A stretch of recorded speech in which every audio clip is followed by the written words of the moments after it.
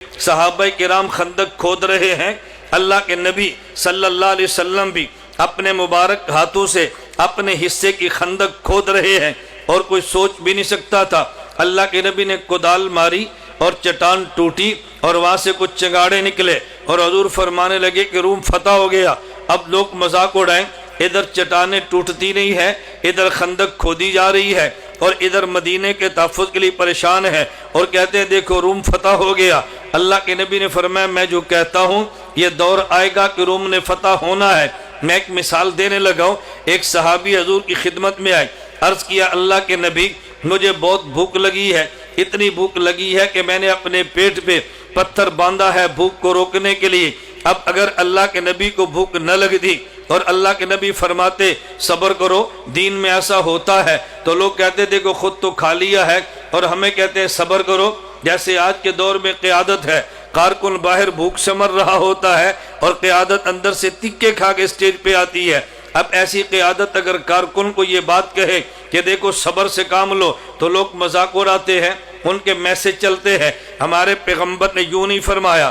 اگر پیغمبر کے کارکن صحابی نے اپنا پیٹ دکھایا کہ میں نے پتھر باندھا ہے، اللہ کے نبی نے فرمایا یہ میرے کپڑے کو اٹھا کر دیکھو، میرے پیٹ پہ ایک پتھر نہیں میں نے 2 پتھر باندھے ہیں، میں نے 1 پتھر نہیں میں نے 2 پتھر باندھے ہیں۔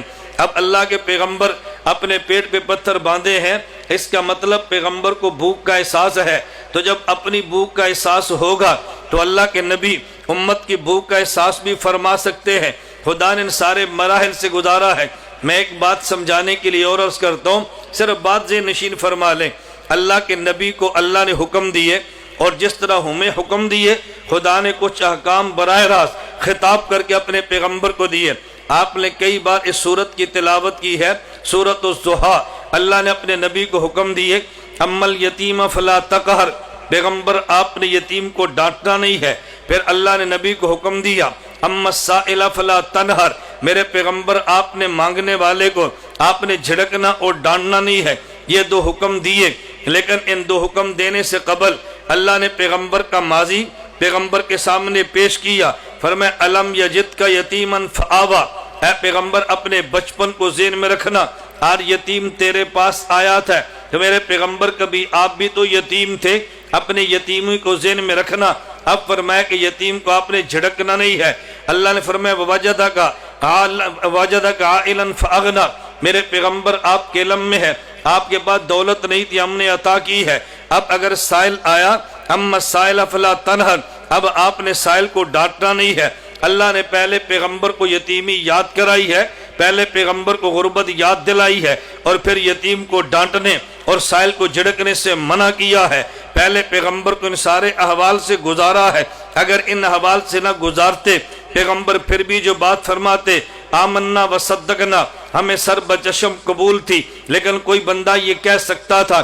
اللہ کے نبی ان حوال سے خود گزرتے تو پھر سمجھ آتی یہ کام کتنا مشکل ہے۔ اللہ کے رسول صلی اللہ علیہ وسلم کو خدا نے ان سارے مراحل سے گزارا ہے۔ اگر آپ اپنی گھر کی زندگی دیکھ لیں، شوہر اور بیوی کے آپس میں تعلق موجود ہے، شوہر اور بیوی کو کیسے رہنا چاہیے۔ اللہ کے پیغمبر نے نکاح نہ کیا ہوتا، اللہ کے پیغمبر فرماتے تم بیوی کی کڑوی برداشت کرو، بیوی کی فلاں بات برداشت کرو، اگر بیوی کچھ کہہ دے تو میں صبر کرنا چاہیے۔ اللہ کے نبی فرما دیتے تو کوئی پیغمبر کی تعلیمات کا منکر اعتراض کر سکتا تھا۔ حضور آپ نے نکاح کیا ہوتا، بیوی کی بات سنی ہوتی تو پھر آپ کو سمجھ آتی کہ بات کتنی مشکل ہے۔ اللہ کے پیغمبر نے 1 نکاح نہیں، خدا نے 11 نکاح کروائے ہیں۔ پیغمبر کی 11 بیویاں ہیں، بیک وقت پیغمبر کے نکاح میں 9 مبارک بیویاں ہیں۔ اب پیغمبر ان حالات سے گزرے ہیں، اللہ کے نبی کے علم میں ہے کہ شوہر اور بیوی کے معاملات کیا ہیں۔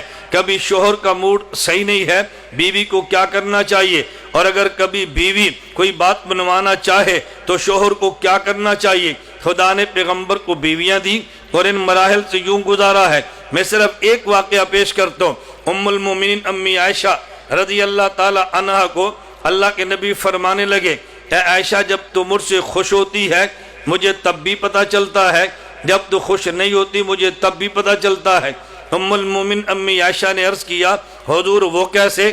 اللہ کے نبی فرمانے لگے عائشہ جب تو مجھے یہ کہتی ہے رب محمد کی قسم میں سمجھتا ہوں عائشہ آج خوش ہے، اور جب تو کہتی ہے رب ابراہیم کی قسم تو میں سمجھتا ہوں کہ آج عائشہ خوش نہیں ہے، آج عائشہ خوش نہیں ہے۔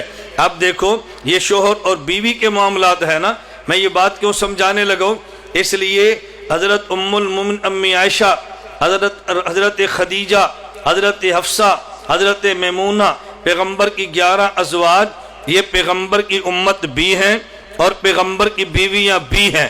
بحیثیت امتی زندگی اور ہے اور بحیثیت بیوی زندگی اور ہے۔ آدمی جتنا بڑا ہو اس کے گھر میں جو بیوی ہے اس کے معاملات شور کے ساتھ وہ نہیں ہوں گے کہ جو عام آدمی کے ہیں۔ اس لیے بڑے آدمی کا بھی شک پڑتا ہے، میری بیوی اور میری عظمت کا خیال نہیں کرتی، میری بیوی اور میرا احترام یوں نہیں کرتی جیسے لوگ باہر والے کرتے ہیں۔ بھائی باہر والوں کا تعلق آپ سے اور ہے اور گھر میں رہنے والی اہلیہ کا تعلق اور ہے۔ یہی وجہ اللہ نے قرآن کریم میں فرمایا یا ایھا الذین آمنوا لا ترفعوا اصواتکم فوق صوت النبی، دیکھو تمہاری آواز پیغمبر کی زبان، پیغمبر کی آواز سے اونچی نہ ہو وگرنہ تمہارے اعمال ضائع ہو جائیں گے۔ حضرت مفسرین فرماتے ہیں یہ حکم عام امت کے لیے ہے، پیغمبر کی بیویوں کے لیے نہیں ہے۔ وہ صرف پیغمبر کی امت نہیں بلکہ پیغمبر کی بیوی بھی ہے، تو بحیثیت بیوی ان کو وہ حق حاصل ہے جو عام امتی کو حق حاصل نہیں ہے۔ میں یہ بات سمجھا رہا تھا